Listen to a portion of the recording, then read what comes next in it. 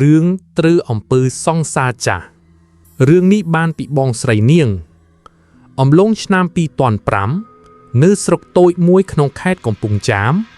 មានរឿងចម្លែកមួយដែលអ្នកភូមិនៅតែខ្សឹបនិយាយដល់សព្វថ្ងៃពួកគេនិយាយថាកុំធ្វើឲ្យមនុស្សស្រឡាញ់ខឹងព្រោះអំពើខ្មៅអាចបំផ្លាញមនុស្សម្នាក់បានទាំងជីវិតខ្ញុំឈ្មោះស្រីនាងកាលនោះខ្ញុំអាយុ20ឆ្នាំខ្ញុំរស់នៅជាមួយឪពុកពូកែវម្ដាយម៉ែឡៃប្អូនប្រុសវីរៈនិងយាយច័ន្ទធូ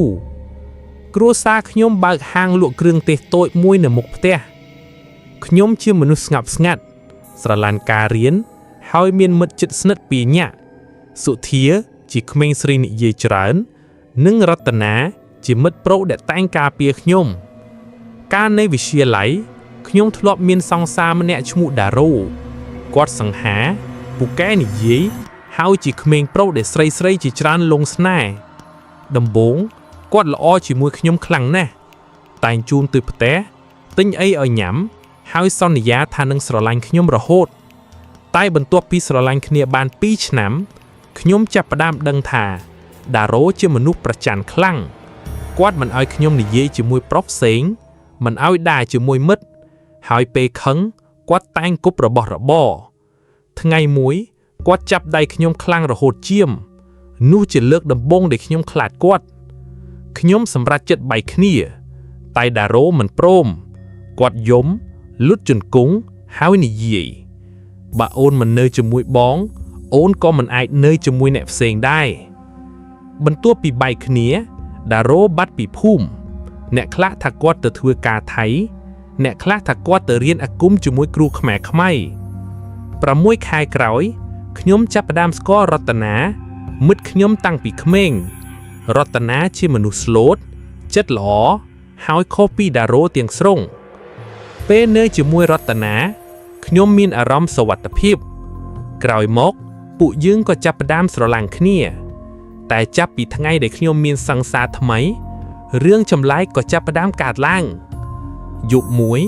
ខ្ញុំឮសំឡេងកោះបង្អួចតុកខ្ញុំគិតថាវីរៈលេងសើចតែពេលបើកវាំងនុនមើលគ្មានអ្នកណាមានតែធូប3ដើមដោតនៅក្រោមបង្អួចយាយច័ន្ទធូឃើញហើយមុខស្លេកអ្នកណាម្នាក់កំពុងធ្វើអំពើខ្ញុំមិនជឿទេតែបន្ទាប់ពីនឹងខ្ញុំចាប់ផ្ដើមយល់សុបិនអាក្រក់រាល់យប់ខ្ញុំសុបិនឃើញស្ត្រីសក់វែងស្លៀកខ្មៅឈរនៅចុងគ្រែខ្ញុំនាងមិននិយាយអ្វីទេតែគ្រាន់តែសម្លឹងមកខ្ញុំដោយភ្នែកខ្មៅងងឹតពេលភ្ញាក់ឡើងខ្ញុំឃើញស្នាមខ្មៅនៅកដូចមាននរណាម្នាក់ច្របាច់មឹងមិនត្រឹមតែប៉ុណ្ណោះខ្ញុំចាប់ផ្ដើមឈឺចម្លែកមិនឃ្លានបាយវិលមុខហើយរាងកាយចុកខ្សោយលឿនម្ដាយខ្ញុំនាំទៅពេទ្យតែគ្រូពេទ្យប្រាប់ថានាងគ្មានជំងឺអីទេយប់មួយសុធាមកដេកជាមួយខ្ញុំពាក់កណ្ដាលយប់នាងស្រែកខ្លាំងពេលខ្ញុំភ្ញាក់សុធាញើខ្លួនមិនឈប់នាងចង្អុលតែជ្រុងបន្ទប់នៅទីនោះមានស្ត្រីម្នាក់ឈរបែរខ្នងសក់វែងអូដៃសម្លៀកបំពាក់ខ្មៅហើយដៃកាន់តុក្កតាចាស់មួយភ្លាមនោះស្ត្រីនោះងាកមុខយឺតមុខនាងពេញឈាមភ្នែកខ្មៅទាំងអស់សុធាសន្លប់ភ្លាមក្រោយពីយប់នោះការឡងបន្លាស់កាន់តែខ្លាំងរាល់ម៉ោង3យប់ខ្ញុំឮសំឡេងមនុស្សដើរជុំវិញផ្ទះតុកដោយមនុស្សជើងទេដើរលើដីសើមឆ្កែទាំងភូមិស្រែកព្រមគ្នាហើយមានក្លិនធូបខ្លាំងចូលក្នុងបន្ទប់ខ្ញុំយប់មួយវីរៈភ្ញាក់ឡើងព្រោះឮសំឡេងស្ត្រីច្រៀងពីក្រោមផ្ទះគាត់លួចមើលតាមប្រហោឈើនៅទីនោះមានស្ត្រីសក់វែងអង្គុយបែរខ្នងនាងកំពុងដិតក្រដាសអាគមភ្លាមនោះនាងងាកមុខឡើងយឺតភ្នែកនាងខ្មៅមាត់ញញឹមធំខុសធម្មតាវីរៈស្រែករហូតគ្រុន3ថ្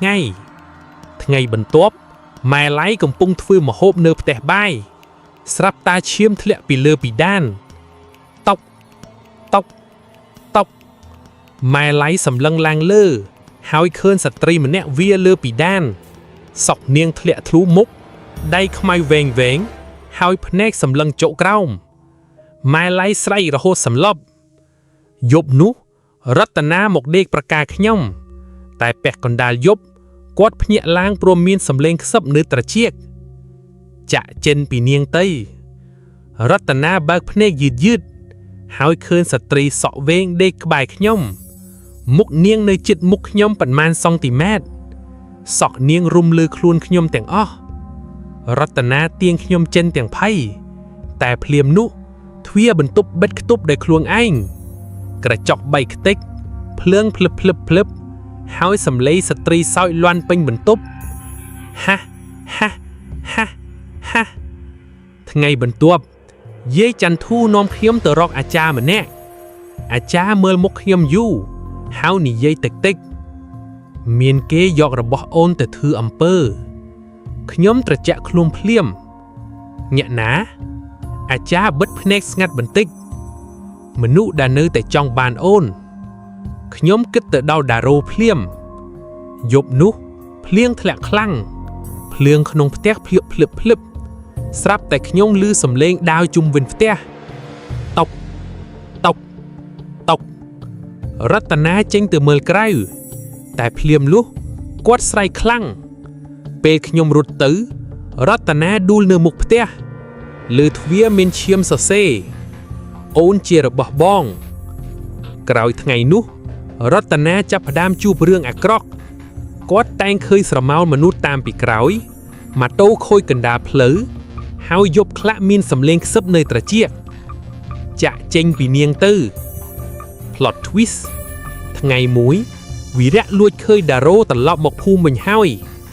គាត់រស់នៅផ្ទះចាស់ក្រោយវត្តខ្ញុំនិងរតនាសម្រេចទៅរកគាត់ពេលទៅដល់ផ្ទះនោះងងឹតពេញដោយធូបនិងរូបអាគមបិទជញ្ជាំងនៅកណ្ដាលផ្ទះមានតុក្កតាមួយដាក់ម្ជុលពេញខ្លួនហើយតុក្កតានោះពាក់ខ្សែកខ្ញុំភ័យរហូតដកដង្ហើមមិនរួចភ្លាមនោះដារ៉ូចេញពីក្រោយផ្ទះមុខគាត់ស្កើមភ្នែកក្រហមហើយញញឹមចម្លែកបងប្រាប់ហើយអូនមិនអាចមានញាក់ផ្សេងបានទេគាត់សារភាពថាក្រោយខ្ញុំបែកពីគាត់ទៅរៀនអាគមជាមួយគ្រូមុនតាគុំគាត់យកសាក់ខ្ញុំរូបថតខ្ញុំនិងខ្សែកដែលខ្ញុំធ្លាប់ឲ្យគាត់ទៅធ្វើអំពើដកខ្ញុំគាត់ចង់ឲ្យខ្ញុំឈឺឆ្កួតហើយត្រឡប់ទៅរកគាត់រតនាខឹងខ្លាំងរហូតវីដារ៉ូតែភ្លាមនោះភ្លើងក្នុងផ្ទះលលត់ទៅខ្យល់បក់ខ្លាំងហើយសំឡេងស្ត្រីសើចលាន់ពេញបន្ទប់ស្រាប់តែមានស្ត្រីសក់វែងស្លៀកខ្មៅលេចចេញពីក្រោយដារ៉ូភ័យស្លៀកមុខគ្រូជួយខ្ញុំផង plot twist ចុងក្រោយវិញ្ញាណដែលតាមឡងខ្ញុំមិនមែនអំពើរបស់ដារ៉ូទាំងអស់ទេស្ត្រីនោះគឺជាវិញ្ញាណដែលដារ៉ូយកមកប្រាយក្នុងអាគមខ្មៅតែគាត់គ្រប់គ្រងនាងលែងបានវិញ្ញាណនោះចាប់ផ្ដើមសម្លាប់ម្ចាស់របស់វាដារ៉ូស្រែករហូតឈាមចេញពីមាត់ខ្លួនគាត់ត្រូវអ្វីមួយអូសទៅជ្រុងងងឹត